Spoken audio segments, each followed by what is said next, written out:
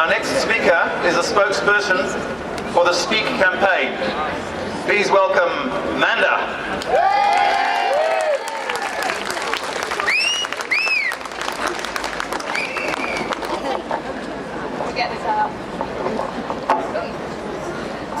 Okay, the Speak campaign has been campaigning against Oxford University for the last 6 years. At the beginning, the campaign was to try and stop Oxford University from building a brand new animal torture lab, and we came so close to succeeding. In the 18 months that all building work stopped because of the protests and all tools were down, Oxford University couldn't find anyone to take over the project, and they very, very nearly abandoned it altogether. You will never know how close we came to success.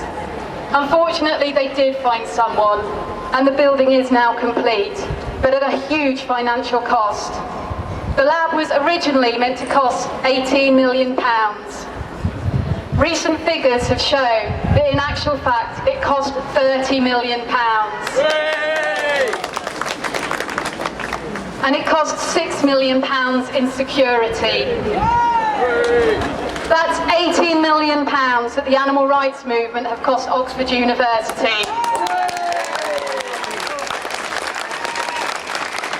And that is not including the £16.3 million that Thames Valley Police have spent in the last 4 years protecting those animal abusers. But for the animals, the cost is so much greater. Because last year, Oxford University imprisoned, mutilated, and killed over 150,000 animals, and that was even before the new lab was at full operational capacity. That is why the Speak campaign is still in Oxford, and that is why we are still campaigning against Oxford University. Now, it has been a hard slog over the last 6 years, yet we still get a tremendous presence outside the lab, week in and week out, come rain, sunshine or snow. But more importantly, we still get overwhelming support from the public.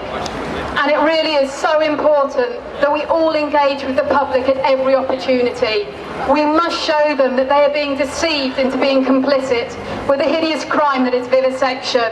Because otherwise, most of them will never question the propaganda that is constantly thrown at them by the pro-vivisectionists. That if we do not torture animals, you and your children will die. It is emotional blackmail, pure and simple, and we must counter it at every opportunity.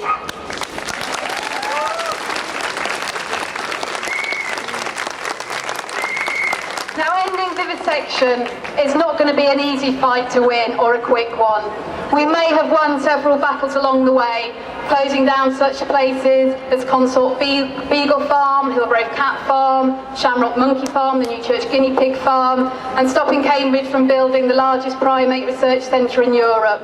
But the war is going to be long and it's going to be hard, because we are up against those who have money, power, media control, propaganda and the selfish attitude that it's okay to torture animals.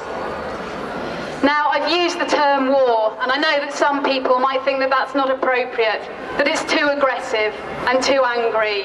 But what other term is more appropriate or more descriptive of the vast array of suffering that the human race has unleashed on those animals in the labs?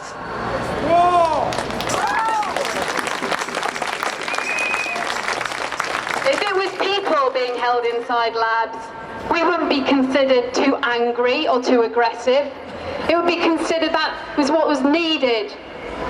But at the end of the day, for the animals inside the laboratories, words mean nothing, actions mean everything. So go out there and make your actions count, because the animals have no one else.